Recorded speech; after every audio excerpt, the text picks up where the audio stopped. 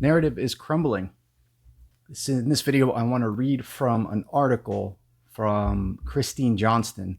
She's a blogger, and she wrote this article entitled "The Narrative is Crumbling," and it goes with the theme of the mind virus and with the video that I did with regards to 21st century questions. So I'm just going to start reading here. It's entitled, again, "Narrative is Crumbling." I'm going to put in the description this blog post by Caitlin Johnstone, and I'm going to post my two videos, the mind virus and the 21st century questions here, if you guys want to check them out. So, narrative is crumbling. It's difficult to understand what's going on in the world. It's difficult to understand what's going on in the world because powerful people actively manipulate public understanding of what's going on in the world. Powerful people actively manipulate public understanding of what's going on in the world. If the public understood what's going on in the world, they would rise up and use their strength of numbers to overthrow the powerful. The public would rise up and use their strength of numbers to overthrow the powerful if they understood what's going on in their world, because then they would understand that the powerful have been exploiting, oppressing, robbing, cheating, and deceiving them while destroying the ecosystem, stockpiling weapons of Armageddon, and waging endless wars for no other reason than so that they can maintain and expand their power. The public do not rise up and use their strength of numbers to overthrow the powerful because they have been successfully manipulated into not wanting to. Narrative is crumbling. The public have been successfully manipulated into not wanting to rise up and use their strength of numbers to overthrow the powerful due to the way the powerful have been able to shore up mainstream narrative control in the form of purchasing mass media outlets, funding think tanks, buying politicians, implementing government opacity, pushing internet censorship, and other forms of perception management. The powerful use their control over mainstream narratives to ensure that enough members of the public believe they live in a free democracy, where things aren't perfect, but it's the best you could ask for, instead of in a corporatist oligarchy wherein the powerful exploit, oppress, rob, cheat, and deceive them while destroying the ecosystem, stockpiling weapons of Armageddon, and waging endless wars. As long as the powerful are able to exert control over mainstream narratives, there will never be enough members of the public willing to use their strength of numbers to shake off the powerful and create a healthy society. The powerful will remain capable of exerting control over mainstream narratives for as long as the public maintains its current unhealthy relationship with mental narrative. Narrative is crumbling. A collective shift into a healthy relationship with mental narrative would mean thought becomes the useful tool we evolved it to be rather than this noisy, compulsive head chatter, which dominates our lives, where we are driven by fear and attachment to imbue an endless string of mental stories with the power of belief. If we had a healthy relationship with mental narrative, we would naturally view stories about what's going on in the world far more objectively, because rather than glomming onto them out of fear and attachment, we would have psychological space enough to look at them and critically examine whether or not they are useful tools for us to use in the present moment. If humanity collectively made such a transition on a mass scale, a transition which sages across the millennia assure us humans are fully capable of, then humanity would become impossible to propagandize effectively. If humanity becomes impossible to propagandize effectively, the lies will be impossible to conceal via mainstream narrative control, and humanity using the strength of its numbers to create a healthy society will become an inevitability. And the funny thing is, in a weird way, from way out or left field that nobody could possibly have anticipated, humanity's current relationship with mental narrative appears to be drawing to a close. Narrative is crumbling. The narratives are breaking down. People's old ways of understanding what's going on in the world just aren't holding together anymore. Trust in mass media is at an all-time low, and it's only getting lower.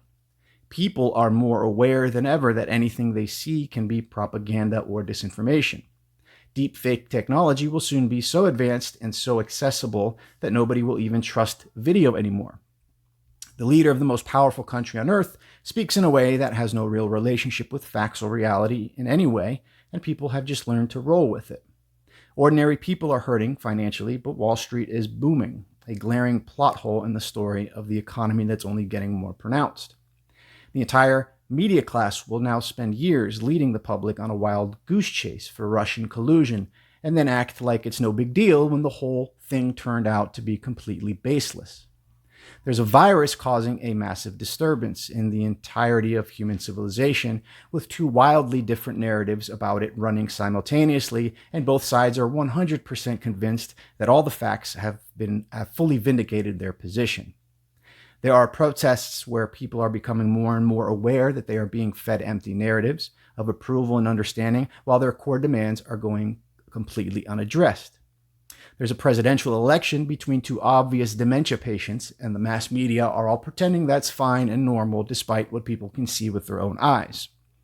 New Cold War escalations between the US centralized empire and the unabsorbed governments of China and Russia are going to cause the media airwaves around the planet to become saturated in ever-intensifying propaganda narratives which favor one side or the other and have no interest in honestly telling people the truth about what's going on. Now they're even babbling about UFOs. Narrative is crumbling. It's all accelerating toward a white noise saturation point. How long do you think we can go like this? How far do you think humanity's relationship with narrative can be stretched before it snaps completely and forces a completely new way of being? How long before it becomes more and more common for people to begin looking to themselves as individuals to determine which narratives are useful to them instead of looking to establish narrative managers like they used to? How long before people find themselves more and more often asking the question, is this true? How long before people find themselves more and more often asking the question, what is truth? How long before people find themselves more and more often asking the question, what else have I been deceived about? How long before people find themselves more and more often asking the question, how else have I been deceiving myself? The current strain that is being placed on our collective relationship with narrative is completely unsustainable. This would be a bad thing if we'd had a healthy relationship with mental narrative, but we don't. We have a profoundly unhealthy relationship with mental narrative, which has left us susceptible to terrible abuses on a mass scale. We are now, as a species, collectively squeezing ourselves out of our old, unhealthy relationships with narrative. Narrative is crumbling. It's all crumbling to the ground. This cannot be a bad thing. It could end up being very, very good. Now, I don't necessarily agree with exactly what Caitlin Johnstone here is proposing to be the solution or the roots of the narrative collapse that's happening, but I do think she gets a lot of the symptoms and a lot of the realities that we're witnessing correct, and she is pointing to what most would consider to be a conspiratorial understanding of what is in control of this continued collapse.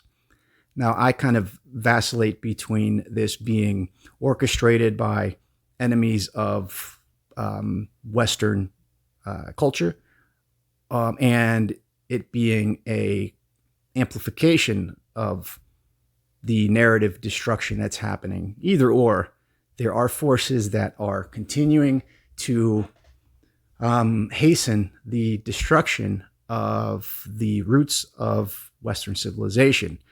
Now, this has its roots in critical theory, which I've studied intensely for a better part of my intellectual life.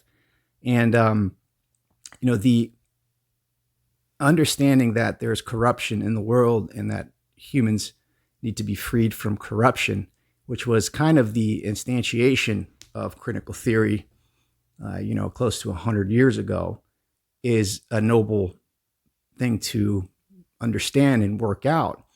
But this, like every other narrative, has been twisted and manipulated to be a destructive force without any kind of positive post-destructive plan of recombining and rebuilding society and reality, which is incredibly obviously dangerous. Now, it's funny that these stories that are either put forth as criticisms or are put forth as bases for these critical deconstruction of Western metaphysics as such, are claiming that they are against meta-narratives and against essences and against kind of these all-encompassing meta structures that inform our life. But they, in the very same sense, recapitulate the metaphysical structures in their own use, and they're completely unaware of it, it seems. So Freud has the idea of the id, the ego, and the superego, and the idea of subconscious drives that are responsible for motivations and behaviors of conscious behavior. This is a recapitulation of essences. It's just putting them in this space called the unconscious. You have Marx, who took the idea, Hegel's idea of the dialectic of history, the dialectic of ideology, and flipped it and turned it into dialectical materialism, saying that there are no ideas don't run the world, material forces and economic forces run the world. So he's just reappropriating the metaphysical from the space of the ideal to the material. None of those are effective in eliminating the transcendent, which is essentially what the critical theorists are looking and have been looking to do. And it's had led us into this very precarious situation that we're in. And the interesting part here is that all of this is in response, whether it's conscious or unconscious, to the fallen world that is instantiated by Christianity. So ideas like the symbolic order, which is a Lacanian idea, and the ideas of the phallus, which is also a Lacanian idea. Ideas of Zizek, Slavoj Zizek, who talks about the kernel of the real, this absence, this void that is at the center of human subjectivity, that life is a constant reappropriation of an enjoyment once lost that was never there, in a sense. So this is a result of being in a fallen world, and the ideas of being in a fallen world, and the ideas of there being a Satan, which Rene Girard works out anthropologically in a very interesting and compelling way, are thought of as superstitions, and they're almost entirely and exactly recapitulated in critiques and put forth as ways forward out of what is called late capitalism now. Ultimately, I think that the answers to, or the way out of the situation that we are in, are located in the very original stories that they come from. So the stories of the fall, real understandings and interpretations of Christian ontology, seem to be a way out, but they have been so ridiculed and so caricatured that people that think, that are thinkers, they are automatically turned off by even approaching the very essence of what can be as a solution here. So anyways, I'm going to put a link again to this article I just read and a couple of my videos. One is the video on the mind virus, and the video on questions for the 21st century, which are questions that I kind of pose to myself and to whomever I think will help us in at least some sense think of a way forward. Well, thanks for listening.